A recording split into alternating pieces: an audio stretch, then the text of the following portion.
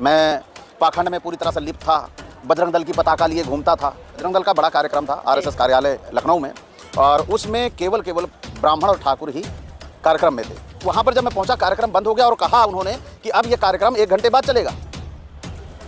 फिर मुझे समझ में आया कि ये सारा का सारा हमारे खिलाफ बहुत बड़ा षड्यंत्र किया जा रहा है। वहीं से ये टर्निंग शुरू होती है और मैंने शुरू कर दिया खोजना कि मेरा परिवार कहाँ है। घर घर मैंने ईंटें पुजवाई हैं राम मंदिर के लिए, लेकिन जिस दिन पता चला ये नहीं है हमारा, उस दिन मुझे जीवन का सबसे बड़ा पश्चाताप हुआ कि मैंने कितनी बड़ी भूल की थी ना जानकारी। हलचल तो बहुत हुई। आज 9 FIR मेरे ऊपर है। अपनी परंपरा का, अपनी विरासत का ज्ञान नहीं है, वो ये बोल सकते हैं, क्योंकि इधर हमारा बहुत बड़ा परिवार है, हमारा समाज है। हम इसको छोड़कर कैसे जी लें? 75% यादव मानसिक रूप से ललई जी को मानने लगा है। केवल अब वो विचारधारा सामने आने वाली बात है, बाकी तैयारियां पूरी हमारी चल रही हैं। अभी तो पाखंडी ही था, अब पूर्व पाखंडी हो गया हूँ, तो उसी तरह वो भी रास्ते से गुजर रहे हैं। अभी तक विचारधारा का उनके पास कहीं से करीबी नहीं थी, विचारधारा से वो दूर थे, लेकिन अब धीरे धीरे वो विचारधारा के करीब आते जा रहे हैं। खंडों में उलझा हुआ है, 9 दिन के व्रत करता है और खाना पीना भी नहीं खाता है। मैं तो उससे भी 10 कदम आगे था। ये कह दे कि मैं विष्णु का अवतार हूँ, तो क्या वो मान लेंगे? ये सिद्ध करना पड़ेगा उन्हें कि विष्णु के अवतार वो कैसे थे। ये गपोले गा देना आसान है।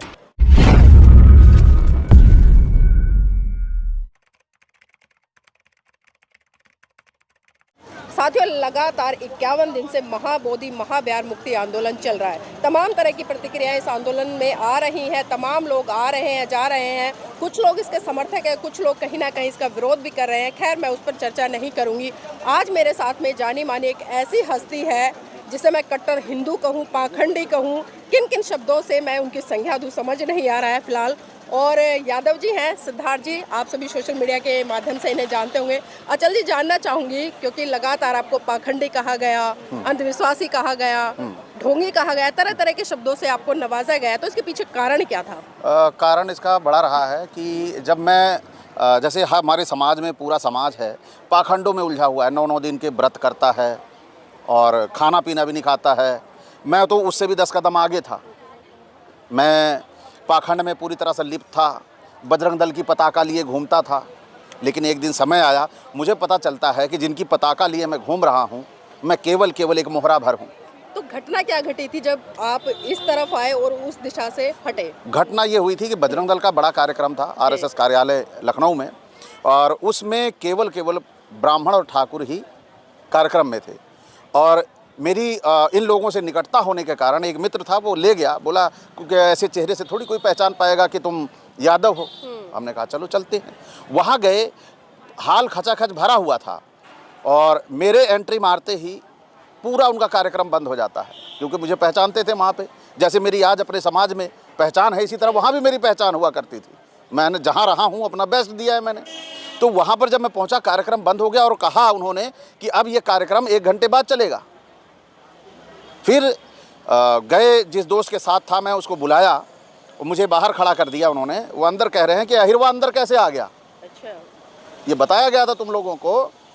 तो मेरे कानों तक वो आवाज़ पहुंच गई। फिर मुझे समझ में आया कि ये सारा का सारा हमारे खिलाफ बहुत बड़ा षड्यंत्र किया जा रहा है। वहीं से ये टर्निंग शुरू होती है और मैंने शुरू कर दिया खोजना कि मेरा परिवार कहाँ है, मेरा समाज कहाँ है, मेरा धर्म कहाँ है। और मैं आज अपने समाज के साथ खड़ा हूँ, आप देख रही हैं। मतलब दिमाग की बत्ती जली कि झंडा हम उठाए, डंडा हम खाए, गोली हम खाए और मलाई कोई और खाए। बिल्कुल, इसके लिए मेरा परिवार जाना जाता है। घर घर मैंने ईंटें पुजवाई हैं राम मंदिर के लिए, लेकिन जिस दिन पता चला ये नहीं है हमारा, उस दिन मुझे जीवन का सबसे बड़ा पश्चाताप हुआ कि मैंने कितनी बड़ी भूल की थी ना जानकारी में। तो जब उस संस्कृति से निकलकर इस संस्कृति की तरफ आए, यानी कि जो बुद्धिज्म की संस्कृति है, प्रज्ञा की संस्कृति है, ज्ञान की संस्कृति है और एक तरह से प्रकाश की संस्कृति है, तो लोगों में कुछ तो हलचल हुई होगी, खासकर उन लोगों में जहाँ तक जिनका कल तक आप झंडा उठा रहे थे। जी, हलचल तो बहुत हुई। आज 9 FIR मेरे ऊपर है, इसके गवाह है। वही तबका कर रहा है कि अभी भी लौट आए, परेशान कर दे इसको, ये दुखी होके आ जाए। लेकिन मुझे जो आनंद है, यहाँ पे मुझे कुछ बनावटी नहीं बनना है ना। यहाँ मुझे पता सारे मेरे अपने हैं, जितने लोग खड़े सारे मेरे अपने। यहाँ मुझे कोई बनावट करनी है, कुछ नहीं करनी। और वहाँ मुझे बनावट करनी है। क्या बनावट करनी है? ये फला जाति का है, ये फला जाति का है, ये श्रेष्ठ है, ये नीचा है, ये ऊंचा है, इसको कैसे कर लूँ मैं? यादव जी, लगातार एक सवाल उठता है क्योंकि ललई सिंह यादव की जब जब हम बात करते हैं तो एक क्रांति, एक जुनून और कहीं ना कहीं वो दृश्य सामने आ जाता है जब उन्होंने वो आंदोलन किया होगा। और आज बहुत सारे यादव समाज के लोग कहीं ना कहीं ये कहते नजर आते हैं कि जो ललई सिंह यादव थे वो पागल थे, मूर्ख थे, इसलिए वो इस दिशा में चले गए और उन्होंने समाज को भी भ्रमित किया। इस पर क्या कहेंगे? ये कुछ निरक्षर लोग हैं जिनको ये ज्ञान नहीं है, जो अपनी परंपरा का, अपनी विरासत का ज्ञान नहीं है, वो ये बोल सकते हैं।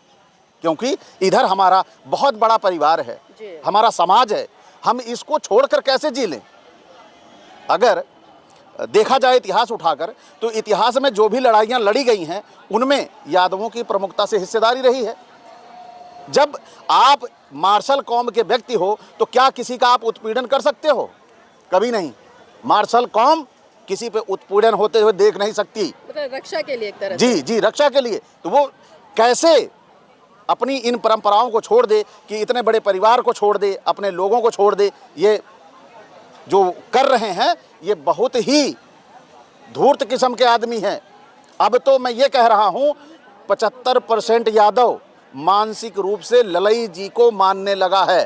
केवल अब वो विचारधारा सामने आने वाली बात है, बाकी तैयारियां पूरी हमारी चल रही हैं। लेकिन अभी देखिए, उत्तर प्रदेश के एक बहुत बड़े नेता हैं, कहीं ना कहीं हम देखते हैं जब कुर्सी धुलवाई जाती है तो तब उन्हें महान पुरुष याद आते हैं, लेकिन फिर से वही कर्मकांड, वही आडंबर वो करते नजर आते। तो क्या कारण है? ऐसे लोग अब तक क्यों नहीं उस संस्कृति को छोड़ पा रहे जो उनके ऊपर लगातार अत्याचार करती है, शोषण करती है? देखिए, जब हम ऑन गोइंग होते हैं, जैसे मैं था, मैं भी तो पाखंडी ही था, अब पूर्व पाखंडी हो गया हूँ, तो उसी तरह वो भी रास्ते से गुजर रहे हैं।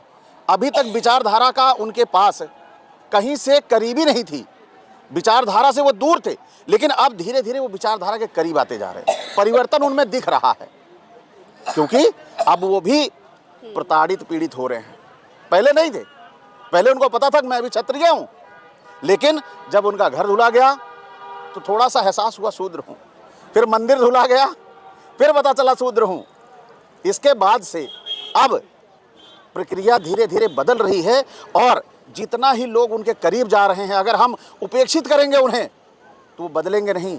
ज़रूरत है करीबी की, उन्हें उनके पास विचारधारा को पहुंचाया जाए जिससे वो बदले, और वो बदलेंगे तो देश की भी राजनीति बदल जाएगी। अच्छा जी, अभी आपने बात करी कि कम से कम 70% यादव समाज कहीं ना कहीं ललई सिंह यादव की विचारधारा को समझ रहा है। और ललई सिंह यादव जी की बात करें तो वो बौद्ध बने, और जिस तरह से उन्होंने सच्ची रामायण का इतिहास लिख के इस देश के सामने आंखें खोलने का काम किया, उसको पाखंडवाद से बाहर निकालने का काम किया, और तमाम प्रश्न चिन्ह इस व्यवस्था पर खड़े कर दिए जो काल्पनिक है, धराशाही है, एक तरह से रेत के ढेर की तरह की आंधी आए और एक ढेर में बह जाए। तो जानना चाहूँगी, क्योंकि मैं भी इस आंदोलन में पिछले 12 दिन से हूँ, लगातार ऑब्जर्व कर रही हूँ, आपको छोड़कर या एक दो लोगों को छोड़कर अभी तक जो यादव समाज है उसकी सक्रिय भूमिका नहीं दिखाई दे रही। तो कारण क्या है? कारण ये है, पहला तो जो जागरूक यादव हैं वो उत्तर प्रदेश में ही हैं। बिहार में जागरूकता की बहुत कमी है। बिहार ही नहीं, मध्य प्रदेश तो पूरी तरह से पाखंडियों का हो चुका है यादव में। तो जो जागरूकता है वो अब वहाँ से धीरे धीरे शुरू हो रही है।